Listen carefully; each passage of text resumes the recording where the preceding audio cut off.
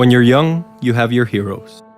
And like for many kids, among these heroes were our parents. Like true heroes, they taught through example, family values, perseverance, and the joy of the simple pleasures. Who they are, their legacy, has always been immersed with nature. And nature has always been the root of their work and the spirit of their adventures. Our lifelong heroes shaped our childhood. Their love for nature was passed on. And through their teachings, the things that matter most in our lives had shifted.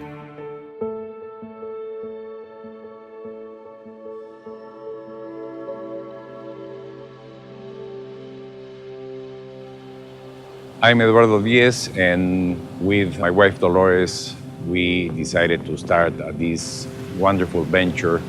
I was 33 years old, Dolores was 32 years old, and we came with a group of friends on a 1902 Baltic trader, which was a very, very old sailboat with very basic accommodations.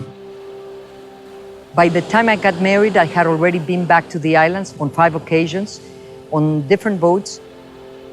I asked Eduardo about the islands, and we decided to organize a trip to the Galapagos. It was a 3-day navigation from Guayaquil, one of the most wonderful experiences.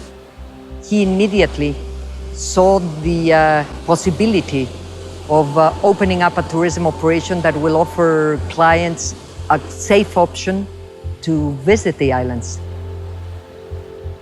We decided that it might be very interesting to provide the very same experience but on a high level of comfort, safety, and certainly knowledge. So that was the beginning. In 1986, Quasar Expeditions pioneered high-end yacht cruising in the Galapagos Islands with the Mistral and the Nortada. With an office team of just 7 and a small crew on the islands, the journey of their lives had begun, preserving through tourism the islands for tomorrow. The operation was complicated, but it was funny because all the resources we had to use to be able to provide the service, as logistics were extremely basic, very few cargo boats, extremely unreliable, very few flights during the week. So one had to have a lot of imagination to really provide the service we were looking to do so. At the beginning, the operation was challenging, so much so that there were very little settlers in the Galapagos, so finding crew members for our boats, which had the latest in technology, was extremely difficult. Getting the food was a real issue. I mean, we could serve fresh fruit and vegetables only at the beginning of the cruise, because by the end of the cruise, there was nothing available here in the Galapagos.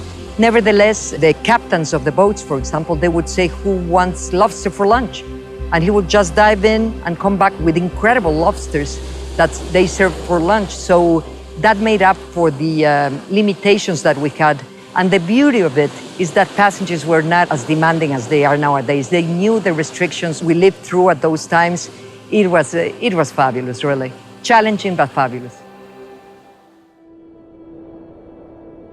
In 2016, to commemorate the 30th anniversary of our parents' fantastic life journey with Quasar, we decided to travel to the Galapagos all together as a family once again. Too much time had passed since we were last in the islands all together. We had allowed our busy lives to get in the way and had forgotten all about the wisdom hidden in the ways of life of this magical place.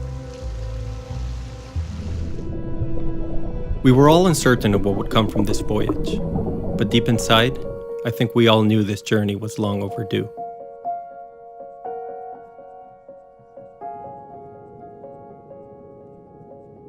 For us, as the younger generation, we hoped that through this voyage we would be able to find a balance between the old ways and the new. And for our parents, well, I think for them this journey was about living the moment and sharing with others these transformational experiences they had created. You know, if you work hard, if you persevere, the results are actually fabulous. And here we are doing what we love. Our children involved in the business, not only here, but in other fabulous areas of the world. And I think it paid off. You know, our interest is to make people happy. And for us, there is nothing more rewarding than to hear one guest say, you know, I've had the week of my life.